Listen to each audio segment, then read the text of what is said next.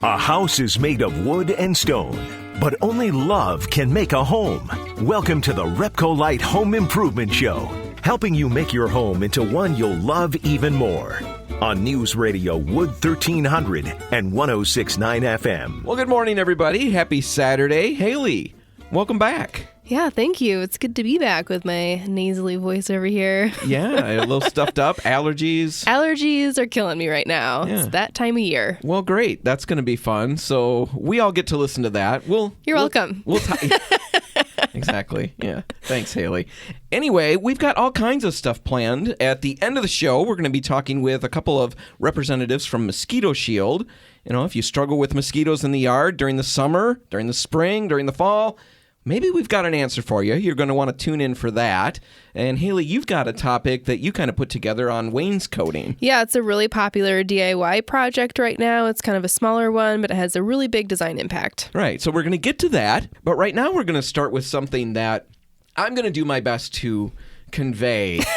Something that's happened to me that I would consider one of the biggest eye-opening experiences of my life. Wow. Now, anybody who's listened a fair amount knows I have a lot of eye-opening experiences, so many that it makes you wonder if I live most of my life with my eyes closed. Or your eyes are just really wide open at this point. This time, I was blown away.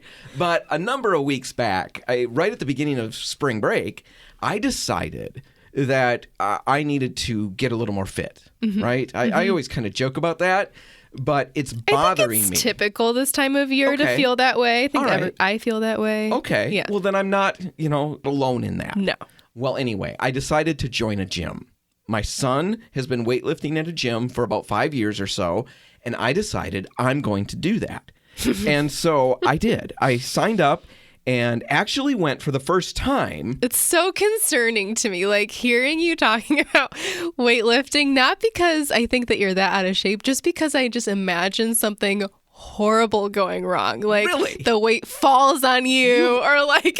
only known me for a few months and you already decide that's maybe not my thing.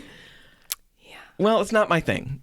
I went for the first time this week, and let me tell you what happened. So I was honestly not nervous. I was excited, and I don't really know where to begin with this story. Let's just start with I got all ready to go on Tuesday of this week, and you were here that day. And do you remember my main concern? I don't know if you remember my main concern. Oh, I remember. Really? Yeah. What was my main concern? That it was going to be uncomfortable socially. Yes, there was that. Do you remember the other thing I said? I hate to even bring it up because it was so stupid in hindsight.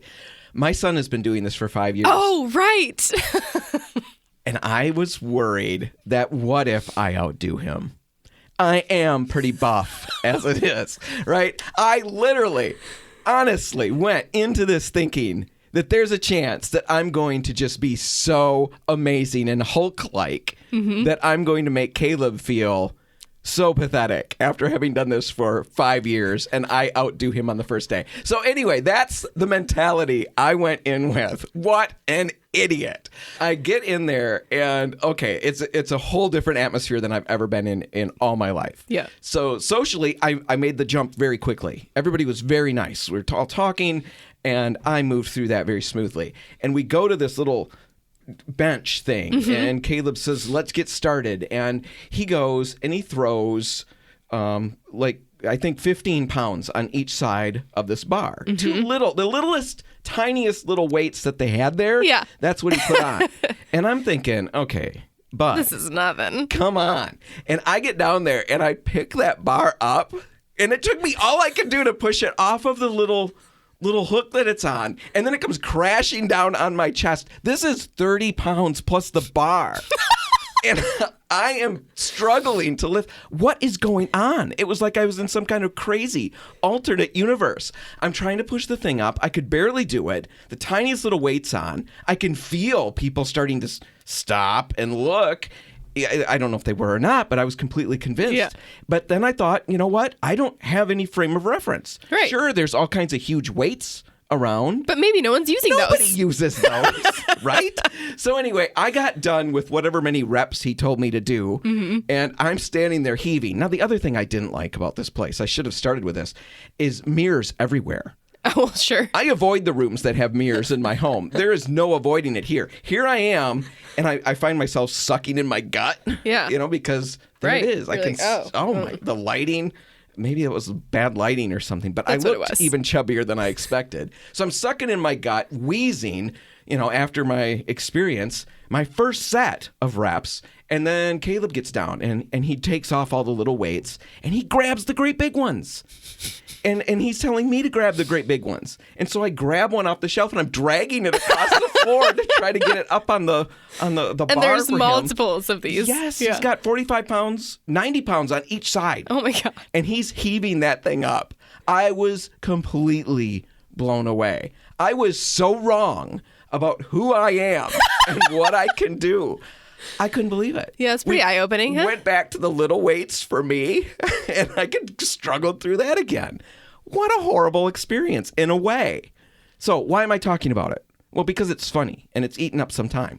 But really, the main thing is that there are so many little home improvement type lessons that we can learn from that, right? Or at least take from that. And I guess the first one would be this. We all have to start somewhere. Yes, right? Everybody exactly. starts somewhere. You're not going to be the best immediately. It doesn't have to be Instagram level success on your DIY project, or the whole room or whole house has to be transformed. It can start small. Right. And what happens is we jump into a paint project, for example, and it's our first one or our first couple that we've done, and it just doesn't go like we think it's going to go. Right. We're not as good at it as we thought we were going to be, as we anticipated. All of those things, we're not as good as other people. Yeah. Whatever it is, we work through it and we come to the end of that and we just think, this isn't for me. This isn't something I should be doing. And honestly, that's, as much as I know better, that was what That is my mentality as well. Well, it's what I said when I left the gym, to Caleb. I was embarrassed. The whole thing was an embarrassing experience. I was way worse than I thought I'd be. And that was his words of wisdom to me. Is that we all start somewhere, Dad. I had to start way back then. I lifted the baby 5 weights years when later. I was littler. Yeah. Yeah. 5 years. Think what I'm going to be in 5 years. I'm going to be moving cars without even turning them on. Yeah. That's right. Shove them to the side. No neck. That's right. No neck at all. But we all start somewhere. Now, the other thing that I learned is don't compare yourself to everybody else who's way above you, right? So like you mentioned already, So you touched damaging. on it, the Instagram thing. Social media, everybody is sharing everything they do. Right. And a lot of people are making a life out of Exactly. like they're making doing money. these projects and being an influencer, or they're a designer, where this is their job, really. They're not just your average DIYer posting things. They're making a living off of this. So you can't compare yourself as the same. Well, but it's so easy to do that because this is social media. These are people in our area. And it feels like, why do my projects never turn out like this? And again, it's back to that whole thing. They have slogged through what we are slogging through right now. They had or the have bad- like a totally different budget. It could be a different budget, but it could be that, they learned over time. Everybody learns. Everybody improves. Everybody's going to get better if you stick to it. So if you've got those projects around the house, if you've struggled in the past, that doesn't mean you're not cut out for it. Yeah, it's a learning experience. It is a skill like anything else, and it takes time to learn.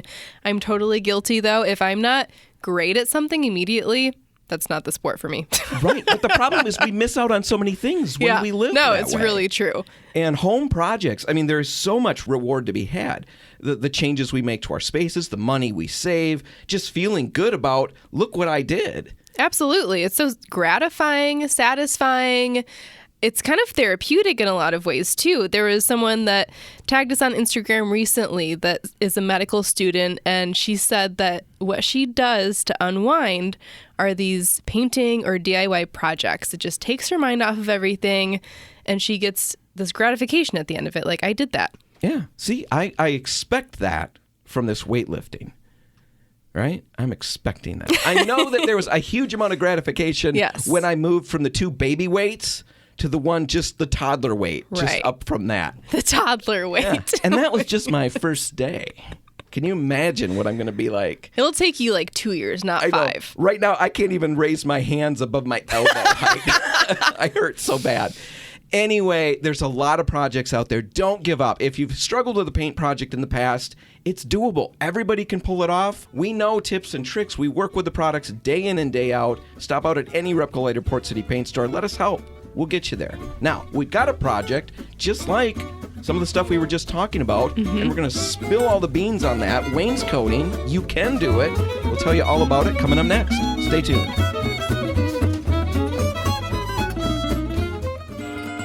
Helping you turn your house into your dream home. This is the RepcoLite Home Improvement Show, presented by Benjamin Moore on News Radio Wood 1300 and 106.9 FM.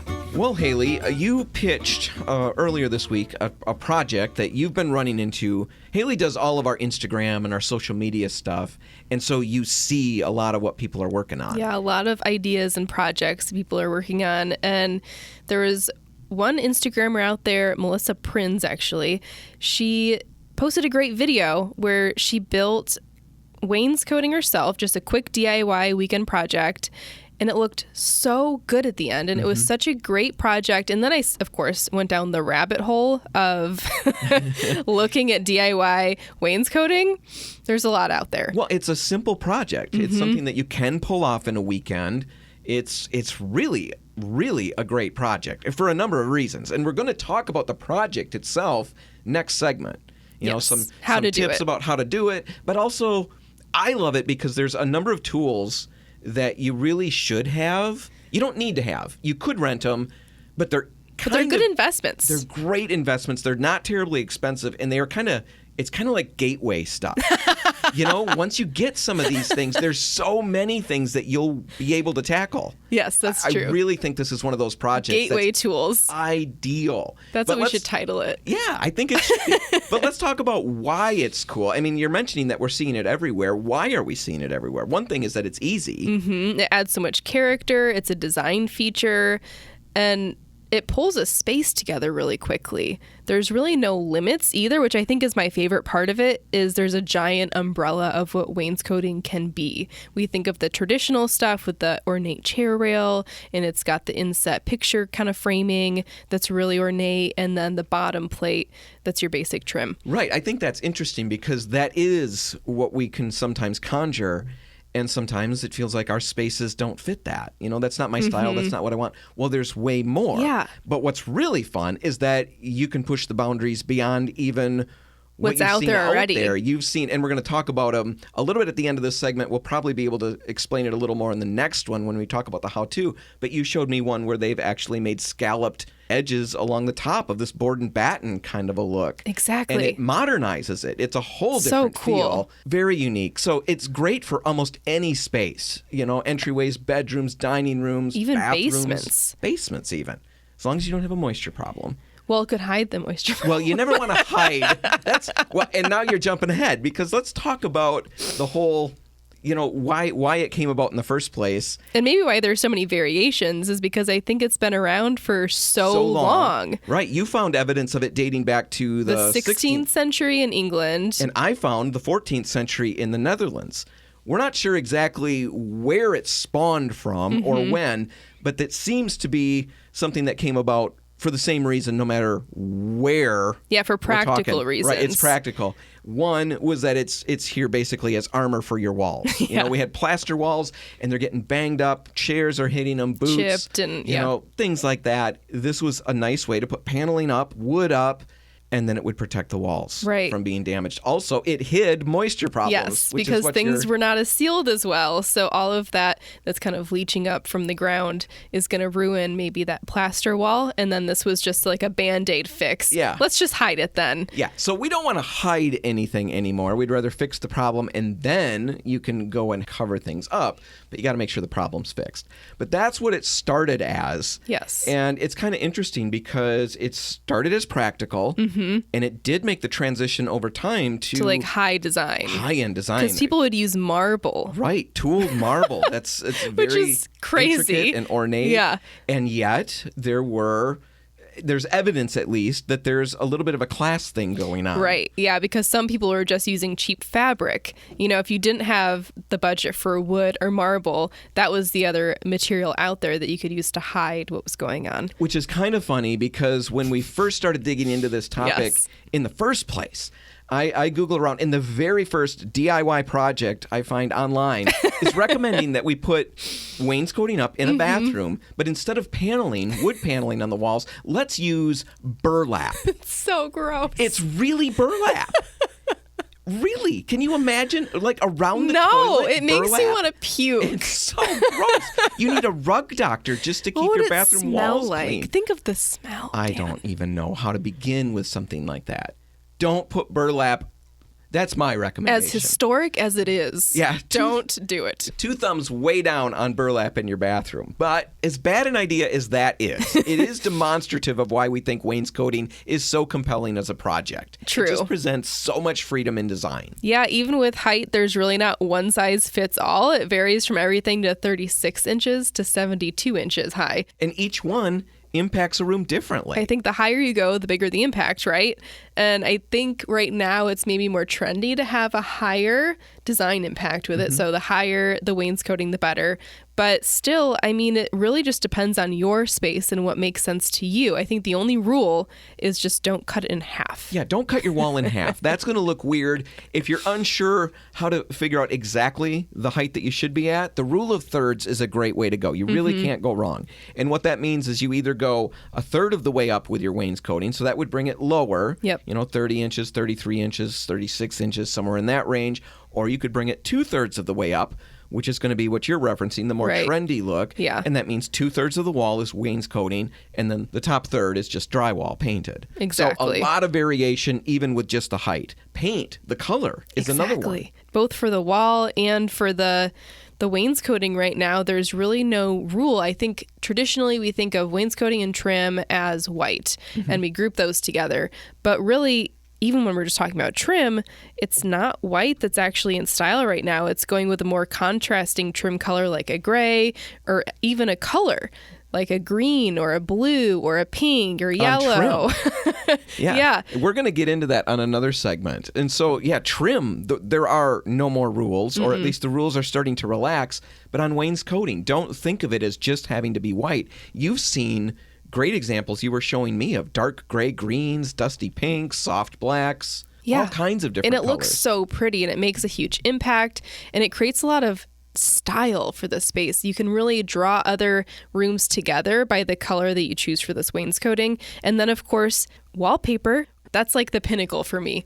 If we can get wainscoting on the wall and then have wallpaper above it, then you've made it. In now Haley's we're book, talking. You've made it. So much option. And then add to all of that just the number of varieties of what wainscoting actually can be. Like we mentioned in the beginning, it could be very traditional. The chair rail and everything. All of that. It could be board and batten. It could be just beadboard. So many different options. You could make your own. Right. I've seen one recently that I really liked and kind of sparked this whole idea with a board and batten style wainscoting, but it was topped off with kind of a scallop design. So a little bit softer of a look, but I've never seen that before. And it just really, again, highlights the fact that this can go in so many directions and it's totally up to you. You have so much freedom. Board and batten typically has a little more of that farmhouse kind of a look, or it can. Yeah, or you can modern take it even. Right. I mean, but with that scallop, very completely modern. changed how it impacted that room. We'll put pictures in the show notes so you can check that out. We're going to take a break right now, and then when we come back, we're going to talk about some of the how-tos. How do you pull this project off? It's an easy one, but it does take a little bit of thinking and planning, and there's some great tools that we're going to recommend along the way, as well as the right paint products to put on it. That's all coming up in just a minute. Stay tuned. Haley, do you know how many tears I have shed through my childhood and actually early adulthood? And actually late adulthood. And late adulthood over as seen on TV products that didn't live up to the hype?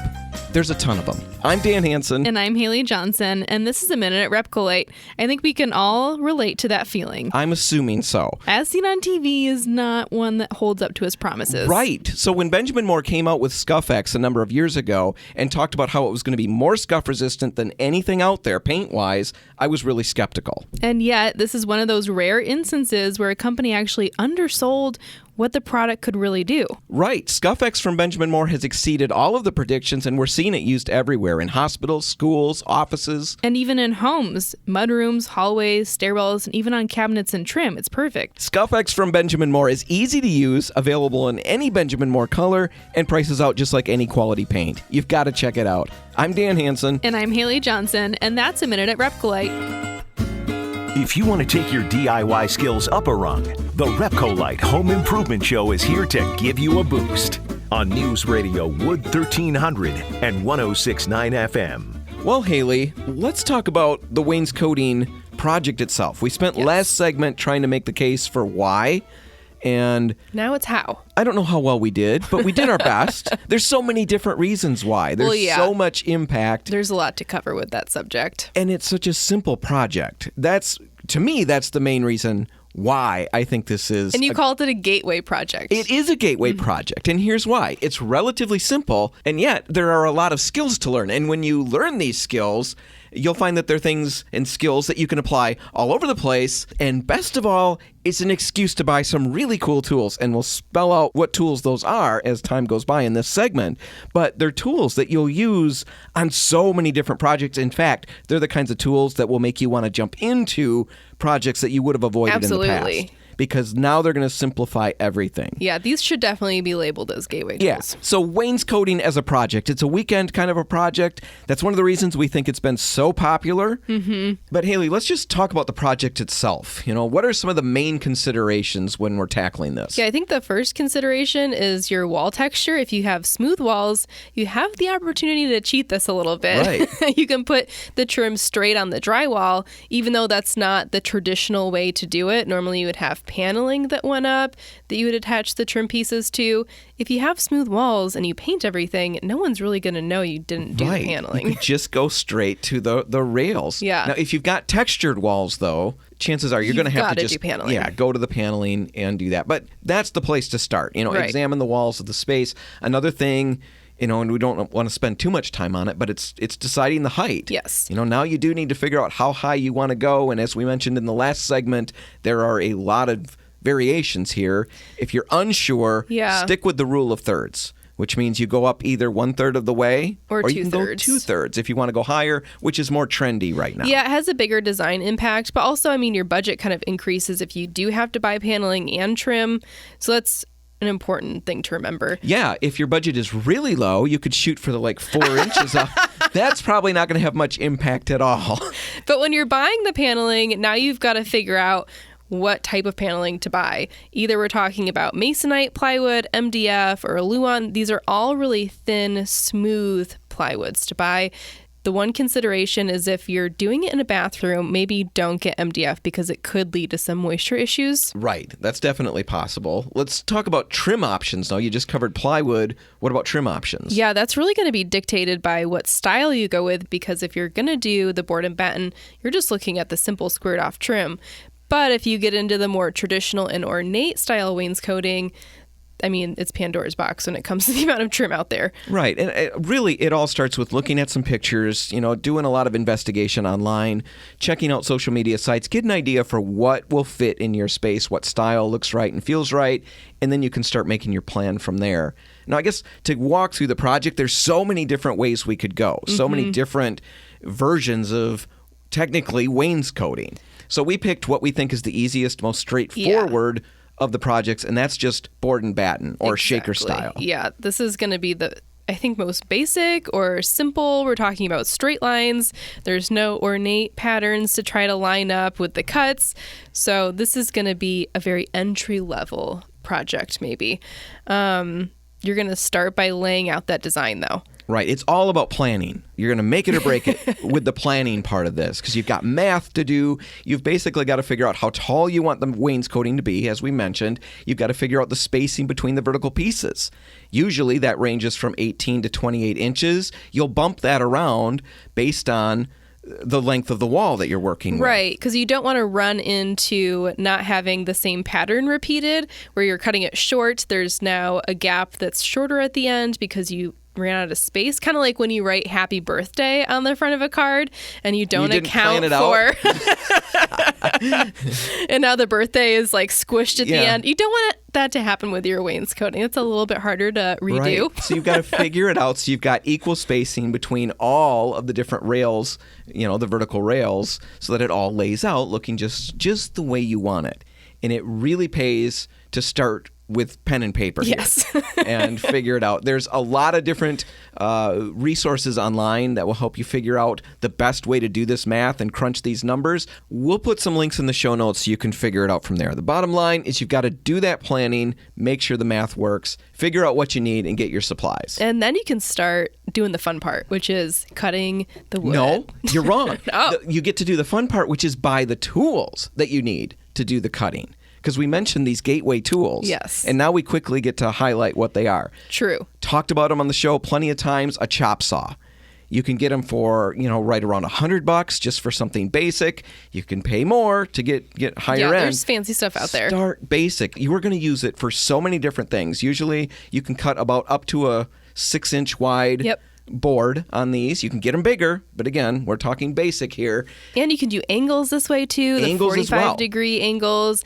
It really opens the door to a lot of projects, like we're saying. Right. So start with that chop saw, get your supplies, and then you really just start doing those cuts that you need, and then you need to affix them all to the wall.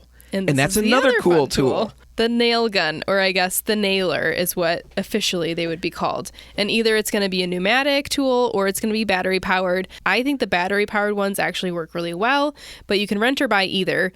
The big consideration, though, is making sure that you get that nail sunk into the wood so that you can actually go over it with wood putty and you can sand it smooth. That way, when you paint it, you see no trace of the nail. Right. Now, once you've got all of that done and prepped, you've got to make sure you caulk between the wall and the trim piece. Now, caulking, there is a trick to it. It's intimidating, but once you figure it out, it's not bad at all and you can move quickly. But the thing is here, you do have to apply even pressure when you're caulking, and then you go back over that bead with a caulk tool or your finger, and all you're doing is wiping away the excess caulk. You're smoothing it, creating this nice little concave. Exactly. A quick tip with that is use a little bit of Dawn dish soap on your finger. That actually keeps the caulk from sticking to you. It's kind of like a release. Right. Now, once you've got all of that ready, there's some prep work in between. We're not going to talk about that. There's just not time.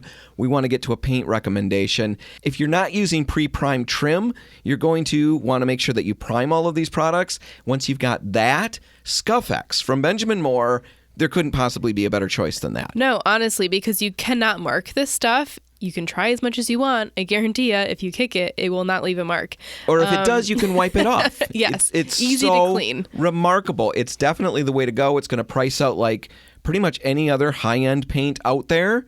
I think it's going to surprise you where it prices out in a good way. Right. You can get any Benjamin Moore color And sheen. Any finish. Right. Even a matte finish if you decided to. We'd recommend an eggshell. Would be great on an area like this. But Scuff-X from Benjamin Moore. Any color, it'll hold up. It also brushes and rolls really nicely too, which is great for this kind of project because most likely you're going to be doing both. You're going to want to brush around where the trim seams are so that you get into that corner, but then you can roll out the bigger areas. You just want to back brush still so that you get a consistent texture all the way across. Right. There's so much we could say about this. This is such a cool project. We're going to put a lot of links in the show notes, a lot of information that will just, kind of get you down the road. But right now, we're going to take a break, and when we come back, we're going to be solving mosquito problems in your yard. That's all coming up next. Stay tuned.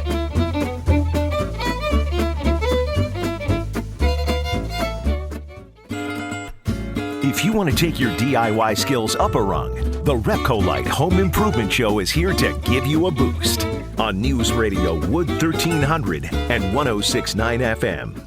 And we're back, and this time of year, and it goes on for a long time during the year, but we end up dealing with mosquitoes. And there's all kinds of different ways to try to fix that. And one of the places that I've run across at home shows and dug into a little bit, read a lot of good reviews, Mosquito Shield. And so I thought, let's talk to some people from Mosquito Shield and see what that's like. So we reached out, and right now we're on the phone with Russ Plummer, who's from Mosquito Shield of the greater Grand Rapids area, and also Kyle Remmert, who's from the Mosquito Shield of Southwest Michigan. Kyle and Russ, Thanks for being on the phone with us today. Yeah, thanks for the opportunity. I'm really looking forward to speaking with you. All right, and just so everybody can get your voices down with your name, Kyle, that was you? Yes. And then Russ? Hello. Hey, there's Russ. All right. So now that you've got that, we'll have a quiz later to see if everybody can figure out who's who. But let's just start with the process. Okay, I've got a bunch of mosquitoes. I'm struggling with that. I've struggled with it for a while. I've done all the little things I can think to do, which is basically dump some water out and hang a bug light up. Or maybe like the tiki torches or something like that. Yeah. But I've still got a problem. What do you guys do? What's the process look like? Here at a Mosquito Shield, we operate on what's called a flex schedule, and we're coming out to perform a treatment every 10 to 17 days. That's going to be from May through September. We really target the prime outdoor living season months, and what determines how often we come in that 10 to 17 day range is going to be the weather and the mosquito population, because as we all know, especially living here in Michigan, neither of those operates on a set schedule, so neither do we. And that is how we are able to get the best results. Years ago, Mosquito Shield used to operate on a set schedule, and we just found that it just doesn't work. So we changed to the flex scheduling, and our results have been speaking for themselves. That's really smart. It definitely varies year to year. So yes. You've got a flex schedule. What exactly does the whole thing look like?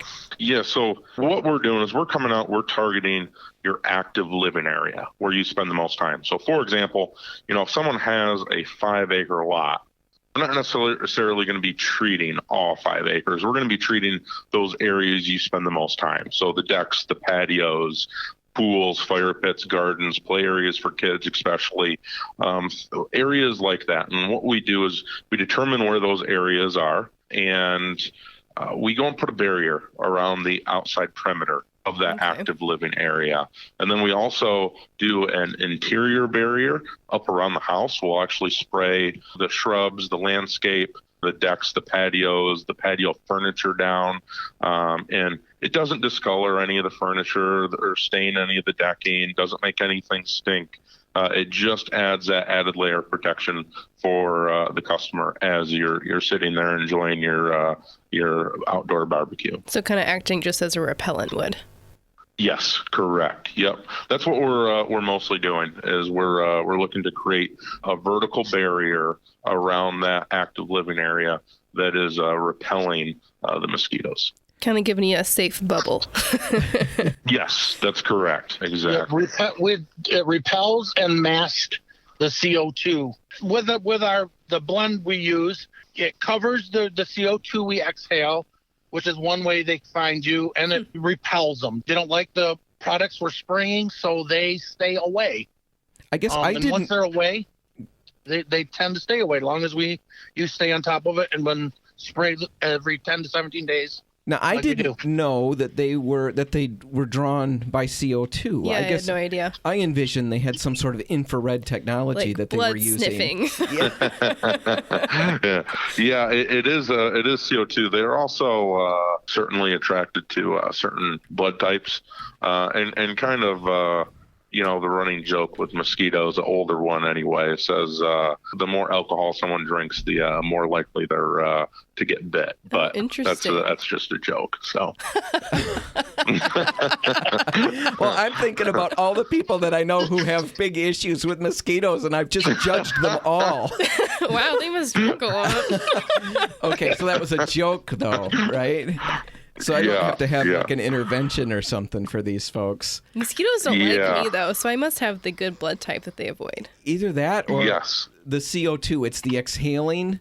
I don't exhale as much. I'm holding my breath. Or the breath is so bad that they repel or fly away. There we go. I don't know. All right. So you throw this stuff down. We're talking with Russ Plummer and Kyle Remmert from Mosquito Shield. And you guys, between the two of you, cover pretty much all of West Michigan, right? Do I have that right? Yeah, that's right. I've always kind of said, that weather map that you see on Channel 8 or Channel 3 down in the corner, That's pretty much between the two of our territories. We're pretty much close to covering that whole area. All right. I like it. So talk about, the effectiveness of it. You mentioned that the one application every 10, 11 days, something like that. Generally, I can keep them largely off my yard for the bulk of the summer.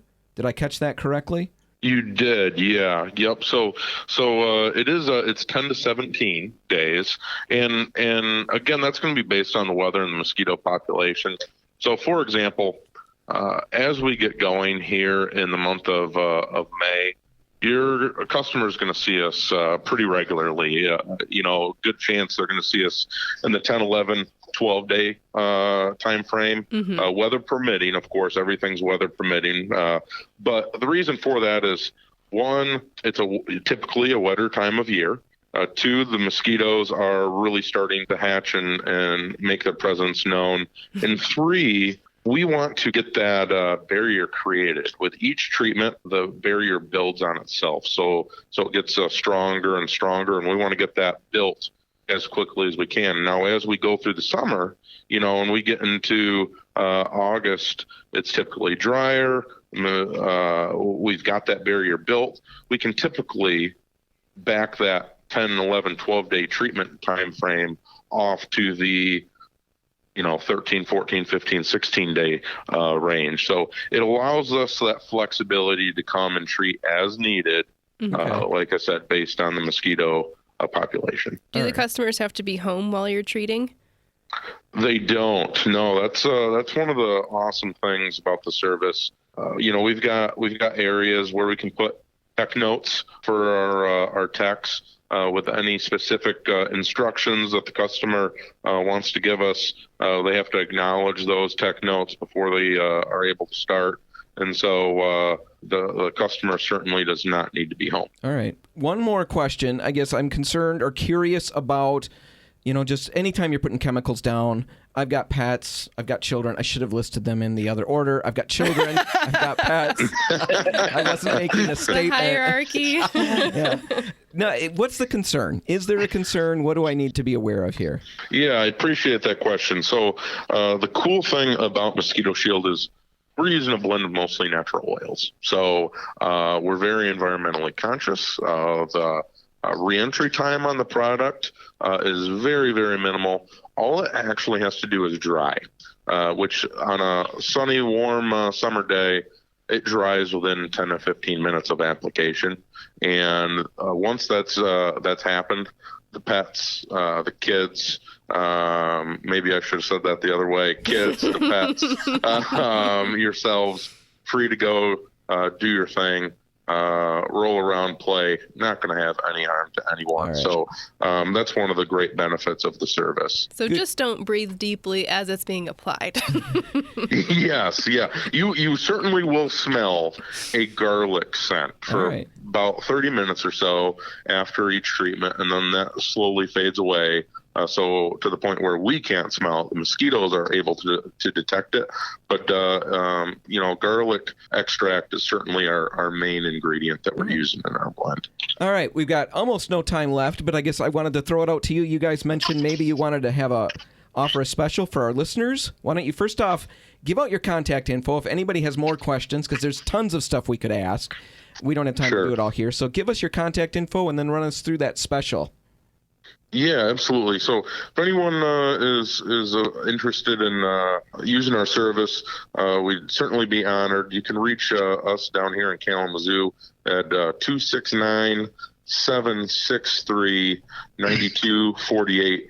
And we're offering anyone that mentions that they've heard us on the radio here on this segment an additional $50 off of our full season price. So we would certainly be happy to extend that.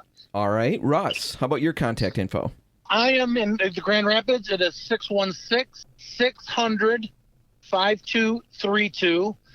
And you can find both of us and more information at moshield.com. And I am also offering the $50 off. Just say you heard us on the radio. And one other thing we didn't talk about, which is helpful, we do event sprays also.